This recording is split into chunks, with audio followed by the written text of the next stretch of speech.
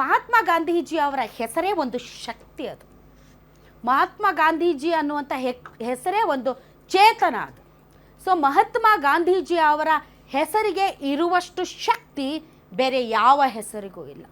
ಯಾಕೆ ಅಂತಂದರೆ ಆ ಶಕ್ತಿ ಇವತ್ತು ಈ ದೇಶ ಒಂದು ಸ್ವಾತಂತ್ರ್ಯವಾಗಿ ಇರೋದಕ್ಕೆ ಕಾರಣವಾಗಿರುವಂತಹ ಹೆಸರದು. ಆ ಹೆಸರನ್ನು ನಾನು ಬದಲಾವಣೆ ಮಾಡ್ತೀನಿ ಅನ್ನುವಾಗ ಡೆಫಿನೆಟ್ಲಿ ದೇಶದ ಜನ ಇದಕ್ಕೆ ಹೇಗೆ ರಿಯಾಕ್ಟ್ ಮಾಡ್ತಾರೆ ಅನ್ನುವಂಥ ಸೂಕ್ಷ್ಮತೆ ಆಳುವ ಸರ್ಕಾರಗಳಿಗೆ ಇರಬೇಕು. ಹೆಸರಿಟ್ಟ ಮಾತ್ರಕ್ಕೆ ಆ ಯೋಜನೆಯ ಉದ್ದೇಶ ಸಂಪೂರ್ಣವಾಗಿ 100% ಈಡೇರ್ತು ಅಂತನೂ ಅಲ್ಲ, ಆ ಹೆಸರು ಇಲ್ಲದೇ ಇದ್ದರೆ ಎಲ್ಲ ಹಾಳಾಗೋಯ್ತು ಅಂತನೂ ಅಲ್ಲ. ಅಂಥ ಮಹಾತ್ಮನ ಹೆಸರನ್ನು ತೆಗೆದು ಹಾಕುವಾಗ ಅಟ್ಲೀಸ್ಟ್ ಸೂಕ್ಷ್ಮತೆಯಿಂದ ಸರ್ಕಾರಗಳು ವರ್ತಿಸಬೇಕು. ಅದೇನೋದು ಗೋರಿ ಮೊಹಮ್ಮದು ಗಜ್ನಿ ಮೊಹಮ್ಮದ್ದು ಇಲ್ದೇ ಇದ್ದರೆ ಯಾರೋ ಬ್ರಿಟಿಷರ ಹೆಸರಲ್ಲ, ನಮ್ಮ ಮಹಾತ್ಮನ ಹೆಸರದು. ಅಂತಹ ಯುಗ ಪುರುಷನ ಹೆಸರನ್ನು ನಾವು ಬದಲಾಯಿಸ್ತೀವಿ ಅನ್ನುವಾಗ ಅದಕ್ಕೆ ವಿರೋಧ ಪ್ರತಿರೋಧ ವ್ಯಕ್ತವಾಗುತ್ತೆ ಅನ್ನೋದೊಂದು ಕಾಮನ್ ಸೆನ್ಸ್ ಅಲ್ವಾ? ಇವಾಗ ಇದನ್ನು ರಾಜಕೀಯವಾಗಿ ಮಾಡ್ತಿರೋದು ಯಾರು? ಕಾಂಗ್ರೆಸ್ ಅವರು.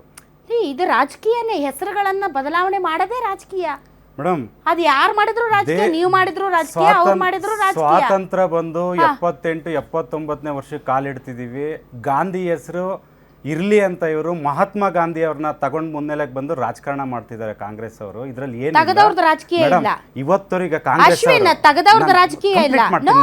ನೋ ಇರ್ಲಿ, ನೀವು ಕಂಪ್ಲೀಟ್ ಮಾಡಿರಂತೆ. ತಗಿದವ್ರದ್ದು ರಾಜಕಾರಣ ಅಲ್ಲ, ತಗಿದವ್ರದ್ದು ರಾಜಕಾರಣ ಅಲ್ಲ, ತಗದಿದ್ದು ಮೊದಲು ಕೇಳ್ರಿ, ತಗದಿದ್ದು ಮೊದಲು ರಾಜಕೀಯ ಅಲ್ಲ. ಒಂದ್ ನಿಮಿಷ, ತಗದಿದ್ದು ಅಶ್ವಿನ್ ತಗದಿದ್ದು ಮೊದಲು ರಾಜಕೀಯ. ಮಹಾತ್ಮ ಗಾಂಧಿ ಅವರ ಹೆಸರನ್ನ ರಾಜಕೀಯವಾಗಿ ತರ್ತಿದ್ದಾರೆ. ನಿಮ್ಗೆ ಏನ್ ಬೇಕಾದ್ ಮಾತಾಡಕ್ ಬಿಡಲ್ಲ. ತಗದಿದ್ದು ಮೊದಲು ರಾಜಕೀಯ, ತಗದಿದ್ದು ಮೊದಲ ರಾಜಕೀಯ, ತಗದಿದ್ದಕ್ಕೆ ರಿಯಾಕ್ಷನ್ ಎರಡನೇ ರಾಜಕೀಯ. ನೀವು ತಗದಿದ್ದನ್ನ ಬಿಟ್ಟು ಅದಕ್ಕೆ ಬರೋ ರಿಯಾಕ್ಷನ್ ಅಷ್ಟೇ ಮಾತಾಡ್ತೀನಿ ಅಂದ್ರೆ ಅದು ಅನ್ಯಾಯ ಅಲ್ವಾ? ಅನ್ಯಾಯ ಅಲ್ವಾ? ಇಡೀ ಕಾಂಗ್ರೆಸ್ಸಿಗರು ನಾನು ಹೇಳ್ತಿರೋದು ಇಷ್ಟೇ. ಈಗ ನರೇಗಾ ಜಿ ಎಲ್ಲ ಹುಟ್ಟಿದ್ದು ದೇವರಾಜ ಅರಸ್ ಅವರಿಂದ ಅಂತ ಯಾರು ಕಾಂಗ್ರೆಸ್ ಅವ್ರು ಯಾಕೆ ಹೇಳ್ತಿಲ್ಲ? ಎಂ ವಿ ಗೋರ್ಪಡೆ ಅವರಿಂದ ಹುಟ್ಟಿದ್ದು, ಪ್ರೊಫೆಸರ್ MD ನಂಜುಂಡಪ್ಪ ಅವರಿಂದ ಹುಟ್ಟಿದ್ದು ಅಂತ ಯಾಕೆ ಹೇಳ್ತಿಲ್ಲ? ಬಡತನ ಇಲ್ಲ, ಕಾಂಗ್ರೆಸ್ ಅವ್ರು ಹೇಳ್ತಿಲ್ಲ. ಕಾಂಗ್ರೆಸ್ ಅವ್ರಿಗೆ ಬೇಕಿಲ್ಲ. ಕೇಳಿಸ್ಕೊಳ್ಳಿ, ನನ್ನ ಫಸ್ಟ್ ರಾಜಕೀಯ ಈಸ್ ಪ್ರಶ್ನೆ ಮೇಡಮ್. ಇಟ್ಟಿದ್ದ ಹೆಸರನ್ನ ಇಲ್ಲ ಮೇಡಮ್, ರಾಜಕೀಯ ಹೌದೋ ಅಲ್ವೋ? ರಾಜಕೀಯ ಬದಿಗಿಟ್ಟು ರಾಜಕೀಯ ಬದಿಗಿಟ್ಟು ಯಾಕಿಡಬೇಕು ಬದಿಗೆ? ಮೇಡಮ್, ಇದೇ ವಿಕಸಿತ ಭಾರತಕ್ಕೆ ರಾಷ್ಟ್ರೀಯ ನೀತಿ ಆಯೋಗಕ್ಕೆ ಮೀಟಿಂಗ್ಗೆ ಇವ್ರು ಹೋಗಿ ಅವತ್ತು ನಮ್ಮ ಘನವೆತ್ತ ಮುಖ್ಯಮಂತ್ರಿ ಸಿದ್ದರಾಮಣ್ಣ ಅವರು ಕೂತ್ಕೊಂಡು ಚರ್ಚೆನಲ್ಲಿ ಭಾಗವಹಿಸಿ ಇದೆಲ್ಲ ಅಲ್ಲಿ ಚರ್ಚೆ ಆಗಿತ್ತು. ಇವ್ರು ಹೋಗ್ಲಿಲ್ಲ. ಯಾಕೆ ಹೋಗ್ಲಿಲ್ಲ? ವಿಕಸಿತ ಭಾರತ ಅಡಿಗೆ ಹೋದಾಗ ಕೇಳಿಸ್ಕೊಳ್ಳಿ ಮೇಡಮ್, ದಯವಿಟ್ಟು ಫುಲ್ ಕೇಳಿಸ್ಕೊಳ್ಳಿ. ತಪ್ಪು ಮಾಹಿತಿ ಆಗ್ಬಿಡುತ್ತೆ. ಗೊತ್ತೇ ಇವ್ರಿಗೆ ವಿಕಸಿತ ಭಾರತ ಮೀಟಿಂಗ್ ಯಾವಾಗ ಕರೆದಿದ್ರು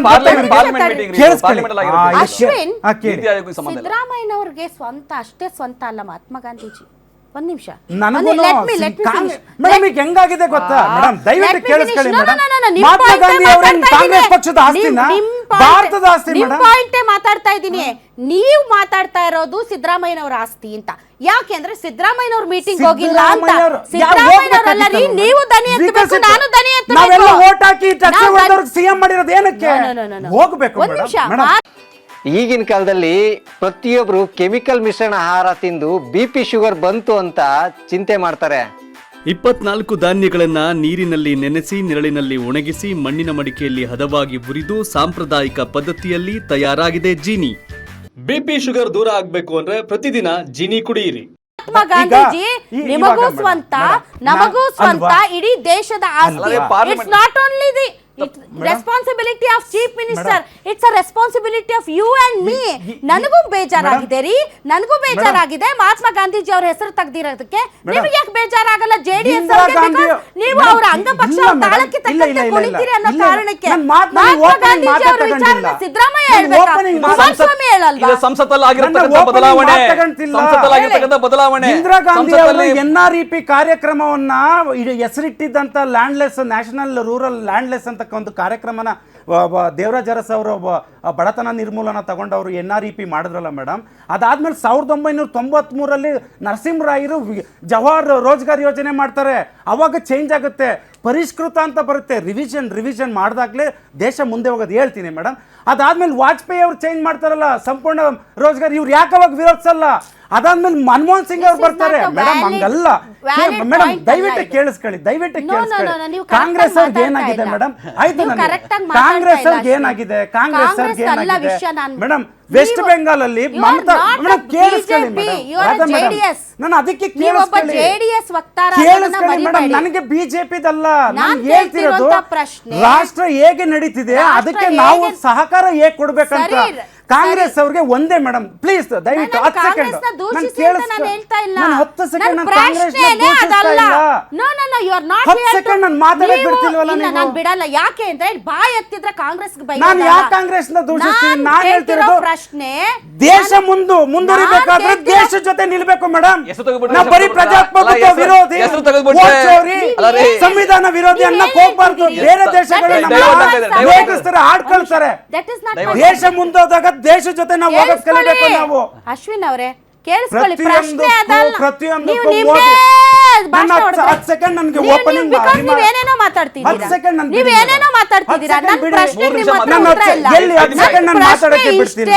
ಮಹಾತ್ಮ ಗಾಂಧೀಜಿ ಅವರ ಹೆಸರನ್ನ ಬದಲಾಯಿಸುವಂತಹ ಅನಿವಾರ್ಯತೆ ಏನಿತ್ತು ಬಿಜೆಪಿ? ಮೇಡಮ್, ಕಳೆದ 45 ವರ್ಷಗಳಿಂದ ರಿವಿಷನ್ ಪರಿಷ್ಕೃತವಾಗಿ ಆಗ್ತಾ ಇದೆ. ಅವರವರ ಸರ್ಕಾರಗಳು ಅದನ್ನ ರಿವಿಷನ್ ಮಾಡಿ ರಿವೈಸ್ ಮಾಡಿ ಅವ್ರಿಗೆ ತಕ್ಕಂತೆ ಹೆಸರುಗಳನ್ನ ಇಟ್ಕೊಂಡು ಬರ್ತಿದ್ದಾರೆ. ಇದು ಇವತ್ತಿಂದಲ್ಲ, 2025 2026ರಲ್ಲಿ ಹೆಸರಿಟ್ಟಿರೋಂಥದ್ದಲ್ಲ ಅಲ್ವಾ ಮೇಡಮ್?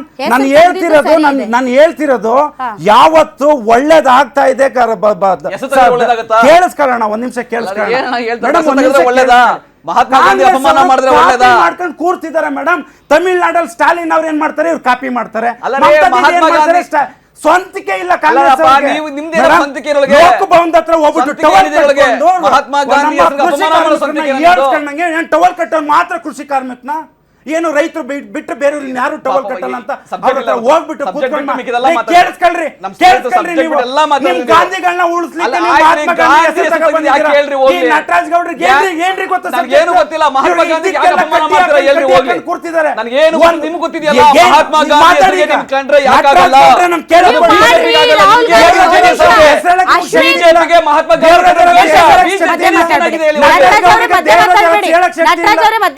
ಮಾಡ್ರಿ ಅಶ್ವಿನ್.